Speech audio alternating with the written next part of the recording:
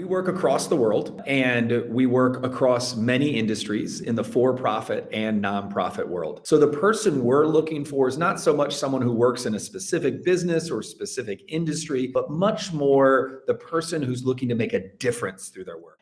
Welcome to Career Coaching Secrets, the podcast where we talk with successful career coaches on how they built their success and the hard lessons they learned along the way.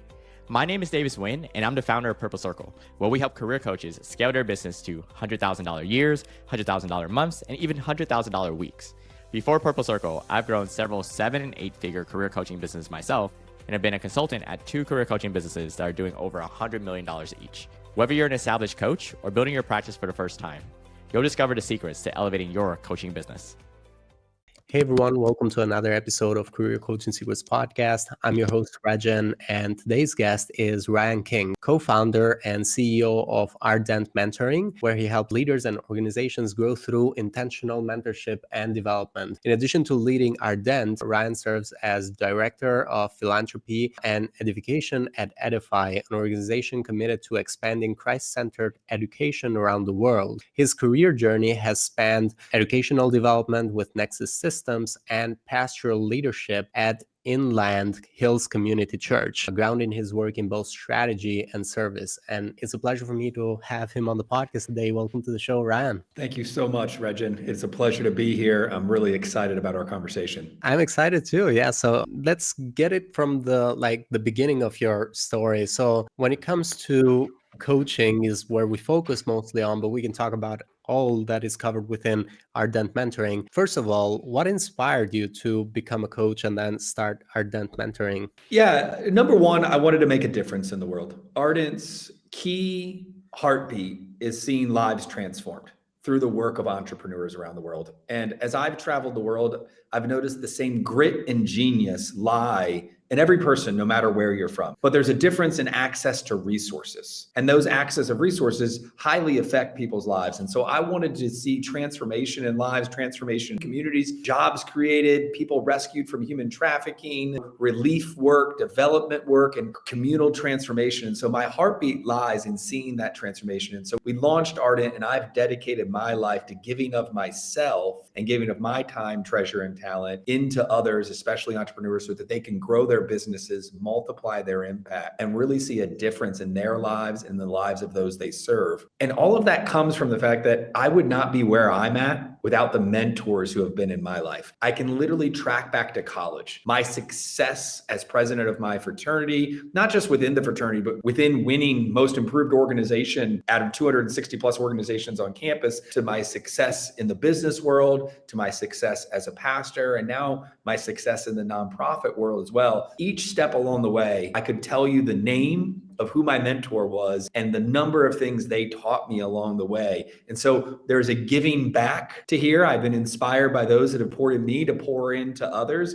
And then there's also that part of wanting to see transform lives and really wanting to make a difference in the world. And not a difference that's just momentary, but a difference that lives beyond me. One of my mentors likes to call it growing fruit on other people's trees. And that's what I really want to say, that I would be able to leave a legacy through the systems and the work that I've created that would go on far beyond my life. Now, it's been 4 years with Ardent Mentoring. When you're working with your clients, first of all, for those who are listening, how would you define the ideal client profile? Is there some sort of an industry, demographic, psychographic? Do they have some common goals or other commonalities that you're seeing? Yeah, we work across the world and we work across many industries in the for-profit and nonprofit world. So the person we're looking for is not so much someone who works in a specific business or specific industry, but much more the person who's looking to make a difference through their work. We call it officially impact-driven entrepreneurs. Now, we also define impact differently. If we talk about impact in the US, we're really looking for a defined impact through the work or through their mission and their vision that they've established, that their work is going to make this specific impact beyond just growing their business. But as we work in parts of the world where there might be 0.2 jobs per person, and there's some incredibly educated, smart, willingly hardworking people who just can't can't find a job. Well, impact in that area does then delve into, hey, let's just help you grow your business so you can offer more jobs. And so we define impact as we go, but our ideal client is an impact-driven entrepreneur. We don't work in the ideation or concept stages. So it's someone who is startup or beyond. We're happy if they're pre-revenue. That's not a problem at all. It's someone who's willing and open to learning. They're humble enough to know that there's things they don't know. And they've been able to identify 2 or 3 significant areas where they'd like to grow that's going to help their business move forward. And in the end of the day, multiply that impact. And they're able to communicate, hey, I need this specific help. And so what we do is we look at those needs or challenges or opportunities that are in front of them.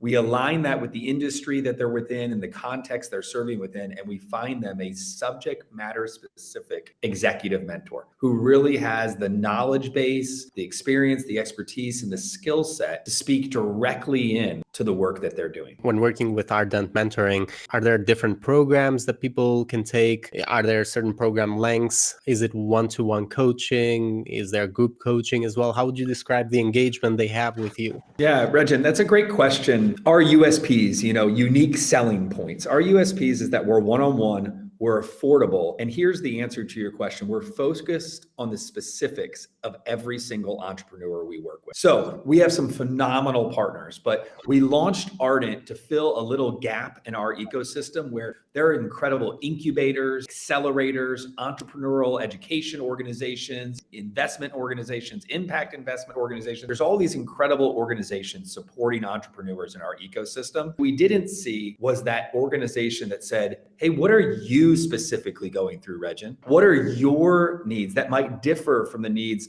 of another entrepreneur who's running a podcast? And that's where we really focus in. So our program is the entrepreneur. When you register for our program, we've looked at a couple hundred different business needs, and we've boiled them down to 40 different topics that you're going to select from to give us some direction as we match you. But the most important section you're going to fill out is where we ask you to define for us 2 to 3 areas of specific need you need and the outcomes you're looking for from those areas. And so we offer 1 or 2 mentoring sessions per month. In general, at the same time, we're always happy to color outside of the line. Every entrepreneurial journey is different. Sometimes we have board members who want to join the call, or we have co-founders. So it's not so much one-on-one. Sometimes it's more of a really, really specific need like impact investment. And so we match them with someone for just a handful of sessions. But most of the time, it's partnering with an entrepreneur like yourself, identifying the needs that they have and building the program around them. Now, we do give resources along the way. We do give blueprints so they know how to operate and build agendas and sessions and best practices. And then we have an interactive online roadmap that helps them identify action areas and 90-day goals from the needs they've established so that the mentoring we offer is not just good conversation and great friendship, which we want it to be,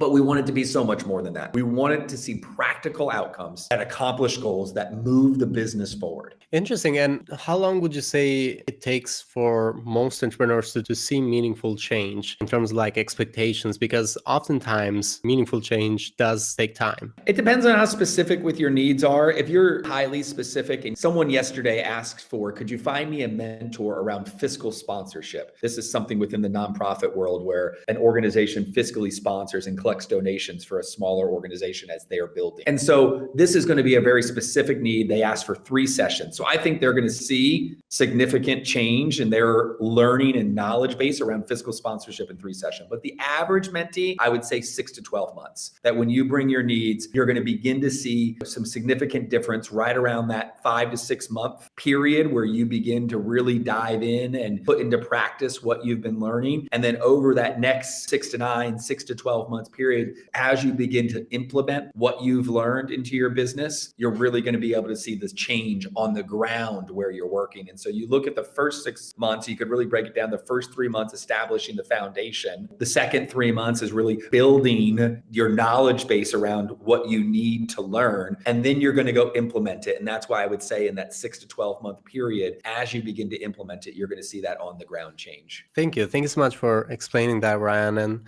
I also wanted to touch upon another topic, which most coaches who are going to listen to this are going to find interesting, is marketing is always a topic that comes up where do people, in your case with Ardent Mentoring, where do people find you, or where do you find them in terms of marketing? What is working really well for you? Yeah, our best marketing is partnerships. So we find others in our ecosystem who are serving entrepreneurs in ways that we're different than the ways we serve them. Yeah, and they're complementary, but they're not the same as what we're doing. And our general pitch to them is very much, you're looking for an ROI for your services. Whether you're making a financial investment or you're making a time and talent investment, or whatever your business is doing to serve entrepreneurs, you're looking for some ROI. We want to come alongside you to increase the probability of a really good ROI by working with the specific entrepreneur you're working with. And so our best referral source is partners within our ecosystem. And they introduce us to those they're working with, and we do the same, and we work together to grow the work that we're trying to do.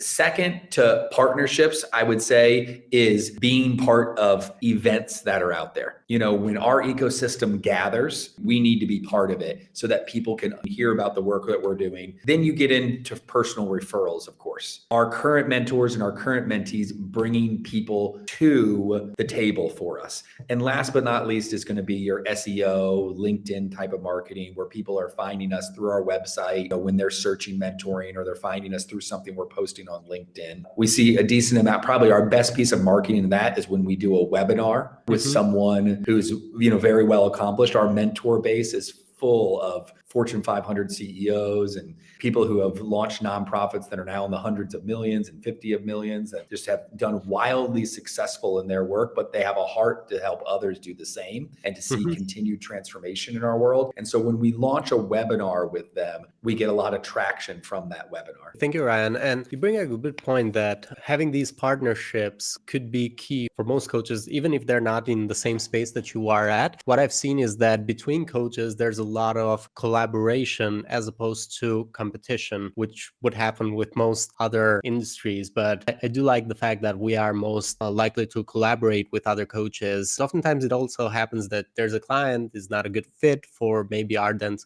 and it could be a good fit for some other company, and then some other company could send also clients your way. That makes sense, and having a big network there could be very helpful. And Regin, let me put in a piece of our secret sauce here and of our DNA. I got it from a friend who runs Hope International, an incredible organization that serves small entrepreneurs around the world with microfinance loans. And his name's Peter Greer. And he wrote a book called Rooting for Your Rivals. When you're in a business and you're geared at making an impact, this is much easier. But I would encourage even those who are running a business and they're geared at making revenue as their goal of growing their business, which is no problem. We need revenue. We need to grow our businesses to offer jobs, to support our families. But either way, whether you're looking at impact or revenue, when you begin rooting for your rivals, that's how you build the best partnerships. When their success is your success and you're not worried about saying, hey, I'm not going to try to serve this client with half of what they need because that's all I've got. Like you said, I know a better person for you to go to. I know a better coach, a better organization for you, where you're really going to be able to get everything you need. That's what creates those pathways of partnership, where you begin to build trust and you really begin to open up the doorway to receiving any more referrals. It's very much that you give it and it comes back to you idea that exists in the world, a little bit of karma there. But the idea is that I constantly root for my rivals because I know that in the ecosystem of what entrepreneurs need to be successful and transform lives, which, going back to the beginning of our conversation, is my motivation and my number one goal, I don't have everything they need. So in rooting for my rivals, I'm serving my clients. Absolutely. That makes a lot of sense. And now, looking into the future for the next 1 to 3 years with Ardent Mentoring, where do you see it going? Do you have any specific business goals that you're working towards? Yeah, we can think short-term and long-term as we talk about this. We're currently doing pilots in Singapore and Colombia. We're really excited to expand to Asia and begin to work through that market. I've not gotten to visit a lot of Asia, so I'm really excited to go there. But additionally, in our expansion to Colombia, a big goal of ours is to offer our services in Spanish. Everywhere we work right now, our mentors are speaking English. And, so around the world, even though we're in 30 plus countries, it's all English speaking. So a goal of ours is to see expansion to Asia. Another goal of ours is to offer our services in Spanish. And then, from there, possibly other languages as well. We would love to see on the ground work network established across the world where we have, an ardent ambassador who's working for us in different countries, networking and going to events and making partnerships in those countries. Everything we do right now is online or by my co-founders visiting those areas. And all of this leads to our big goal of 500 mentees and mentors month to month. Is that when we set out, we said, what's a number that isn't too large where it's unattainable? Sometimes we talk about 1,000, but 1,000 just seems, it's like such a large number. But if we could have 500 businesses that we're working with month to month, we believe that's our first plateau of significant success. Not that we're not making a great impact now and having a great success now. We're working with about 130 enterprises globally. We've worked with 200 overall. We're excited to expand to above 200 month to month in 2026. But as we look at that future goal, that first plateau where, we really take some time to celebrate it significantly, because I encourage everyone to celebrate along the way, celebrate every win. But that future goal for us is that 500 mark. 500 mentors working with 500 enterprises globally is a goal that we have in mind. I do like a big goal for sure. So yeah, excited for that. And so right now at this point, you said in 2026, you want to reach to 100 or? We're about 130 right now. So we'd like to, just eclipse 200 throughout 2026. Okay. Yeah. So when thinking about that, and as you scale to 500, where is the main bottleneck? Where do you see the main challenges? Some is in the entrepreneurial journey itself. I like to describe the entrepreneurial journey as uphill both ways while it's snowing. When you kick off a business, you're wearing every hat. It's probably some hats that you're not very good at. Our first bottleneck is really the fact that the entrepreneurial journey is uphill both ways. I like to say that, it's also snowing. You're wearing all these different hats. Some you're good at, some you're not good at. You're trying to find the funds to pay the people who are good at what you're not good at. And you're trying to grow your team while growing your business. And all of that lies within the fact that to get the most out of mentoring, you've got to treat it like a piece of your work. You've got to prepare for it. You've really got to put time into it. And so that's our first barrier, is that the entrepreneurial journey is so busy that sometimes the mentees aren't doing the work to get the most out of the mentoring. If that makes sense to you, where we don't want to blame them for their lack of success, but it's, hey, we've given you a list of best practices so you know how to operate. We've told you, build agendas for your sessions, come with questions, send those to your mentor beforehand. Take time to pause and implement in between your sessions. Really make goals from what you're learning. When you don't do the preparation or the work beyond the mentoring, you don't get a lot out of your mentoring. And so that's one big goal. The other one I would say goes back to Stephen Covey's, 4 quadrants, where you have non-important and important and urgent and non-urgent, is that our work, executive mentoring, lies within that important non-urgent box. And what is unfortunate is that really in that important non-urgent, that's where the most success is born. Not maybe sometimes where the most success is had, in my opinion, but where the most success is born. And when we don't spend time there, we don't birth things quick enough to lead towards our success, or to help us not burn out along the way. And so some of the time it's just getting people to realize they believe our work is important, but it's not urgent. It's their mentoring. They can postpone it to the next day. They can get back to us later. So some of that is helping our clients understand, thank you for valuing the importance of our work. We encourage you to move it from that non-urgent to that urgent column, or maybe somewhere in between where you're really putting time and work into it. Then you have our ability to get our name out there, to build brand awareness. We talk to a lot of people around the world where they're just like, this is incredible. I never knew you existed. We're small, very small. We're, boutique, niche in the work that we're doing. And so getting our name out there is a big challenge for us in terms of the work that we're doing. And, last but not least, for us, it's continuing to be able to raise the funds as a nonprofit to do what we do. The market is crowded for coaching, mentoring, consulting, so you have a crowded market. Budgets don't always allow for advisory support. So, getting people to dedicate time and money to advisory support is a big one. And then for us internally, can we continue to raise the funds that as we grow and as we meet these entrepreneurs, they supply part of the funding for us because they pay a small fee for the service, but we have a scholarship fund as we work around the world, and we never let money stand in the way of mentoring. And so if there's someone who wants mentoring and they're willing to put the time into really getting the most out of it, we're not going to let money stand in the way. So that requires us to be fundraising consistently. That is a challenge on its own. Right now, when it comes to investments, since we're in the topic of money, when it comes to investments you've done so far with Ardent Mentoring, what have been some investments that you feel really good about? Either you learned a lot or got a good return from. Could be investments of money, time, or both. And what have been some investments that you would have preferred to have avoided if there's any bad investments as well, which could take you quite a few steps back since you're also raising money too. There is some investments in some technological platforms that we thought would help us didn't go so well. People's time, especially when they're building things that I have no idea about in terms of, the platforms that we use to do our mentoring on. When we first began building, we tried 2 or 3 platforms and we spent a lot of money, doing that. And unfortunately that wouldn't work out. And we sort of pulled back and we said, hey, let's start thinking,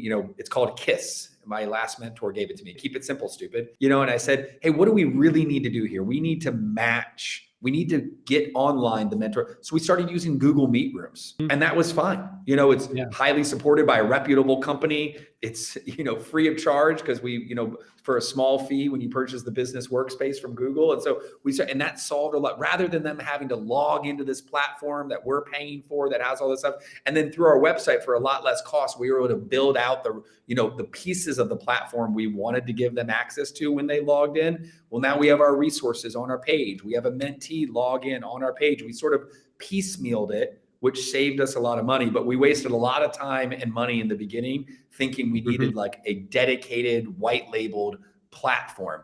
Then the second thing along that I would say is there's so many places I could go and so many conferences and events that I could advertise out. I put a lot of time into speaking with my team, speaking with different event people, and really understanding where's the best place for me to be, to grow my brand, to grow my market, to meet mentors and mentees, to meet donors. Where do I need to go? Because if I take a trip somewhere across the world to speak at an event, but that event doesn't really hit the community that I'm looking to connect with, well, that's a lot of time and money spent. So when I've gone to an event and it's unfortunate, I'll be in an event, I'll be like, of course I'm willing to give my time, but man, I paid a couple $1,000s to be here. I took 4 or 5 days out of my calendar, to come be part of this event. And it's a wonderful event and it's doing great things, but it's not for me. It's not the bullseye I was looking for. So really trying to discern where to go, when to go there, and then how much to spend to be there. Because the packages, when I get invited to different events, man, you can do $5,000, $10,000, $25,000 packages of marketing with them. And I'm like, what's worth it? What's not worth it?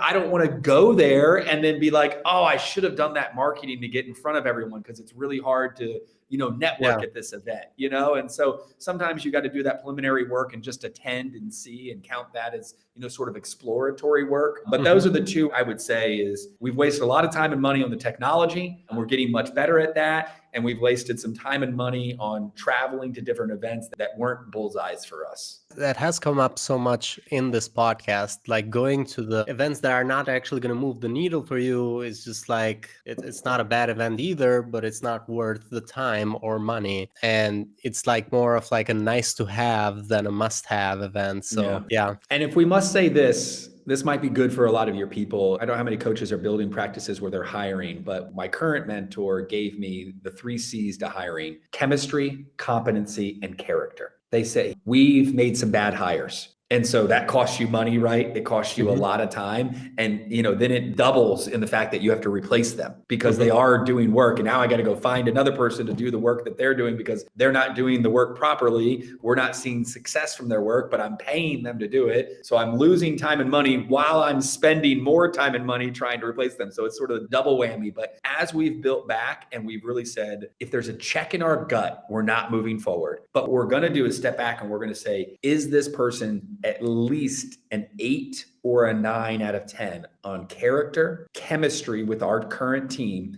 and competency to do the job? If they're not an 8, 9, or 10, what we would call an A player, an 80 is a B, but they're an 8 that we can move to a 9 or 10, or they're a 9 that can move to a 10 working with us. When you hire with too much hope, I've gotten burned before. Yeah. And good point there where you said if it's an 8, it could still, like, as long as you feel like it's coachable and you can get it to a 9 and 10, then it's still worth it. So that is a very good advice. And I want to get to the final question, which again is about advice, which is not usually what coaches do, but I do like to get your opinion on this. So for the coaches who want to scale their impact, and in your case, you're also all about impact, what advice would you give to these coaches who are trying to scale their impact? Could be an advice you give to yourself at this point. Know your mission very well. Define your mission and define your vision very well. Take time, test them with others, send them out to others, really clarify, and then sit yourself and know within your heart, this is the mission I'm dedicated to. Because mission drift is what can kill a business or stymie growth and all of those things and stop growth. And so I really encourage people, know your mission very, very well so that you don't mission drift. You don't get involved in good things and miss out on great things. Even if you're not doing anything, that doesn't mean you should just go do something good. You really got to take time to define for you, what is my mission and what work will hit that mission in the bullseye, versus we can go do a lot of good things all day long. We can busy ourselves, we can spend time and money, but if we're not mission focused, I don't think we're going to make the advances and the progress that we want to make. And when you're having that impact, make sure the impact you're making fulfills your mission and your vision. I can help a lot of people. I always say, I can make an impact in here. You put me as a barista at Starbucks, you're going to have the best experience at that register. I'm going to be kind to you.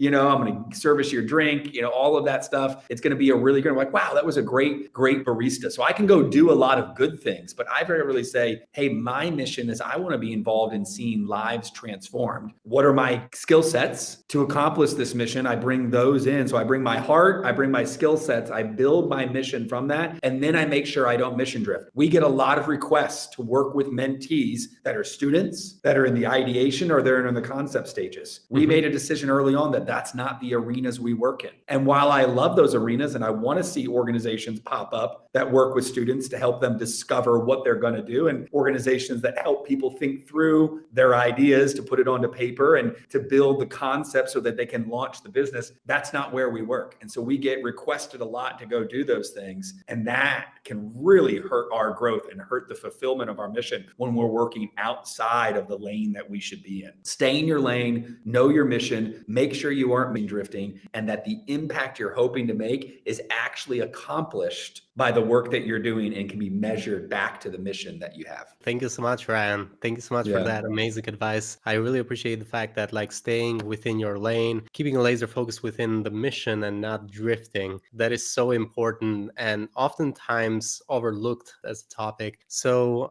for anyone who is listening and wants to connect with you or find you or connect with Ardent, they can go into the website ardentmentoring.org and they will be able to find the website. Now, if they wanted to connect with you directly, I believe they can go into LinkedIn and look up Ryan King. They can email me at rking@ardentmentoring.org. I'm always open. They can schedule a discovery call with my team right on the website there. So if you're an entrepreneur and you're looking to get started with you, visit the website. And if you're intrigued by what we have on there, the testimonials and all those different types of things, schedule a discovery call. If you're someone who's looking to connect with me about partnering or being a mentor, or even if you're an aspiring entrepreneur and you want to have a conversation, they can email me directly at rking@ardentmentoring or find me on LinkedIn for sure. Thank you so much, Ryan. Thank you for coming to our show. You're very welcome. Thank you, Regen, for having me. That's it for this episode of Career Coaching Secrets. If you enjoyed this conversation, you can subscribe on YouTube, Spotify, Apple Podcasts, or wherever you're listening to this episode to catch future episodes. This podcast was brought to you by Purple Circle, where we help career coaches scale their business to $100,000 years, $100,000 months, or even $100,000 weeks, all without burning out and making sure that you're making the impact and having the life that you want. To learn more about our community and how we can help you, visit joinpurplecircle.com.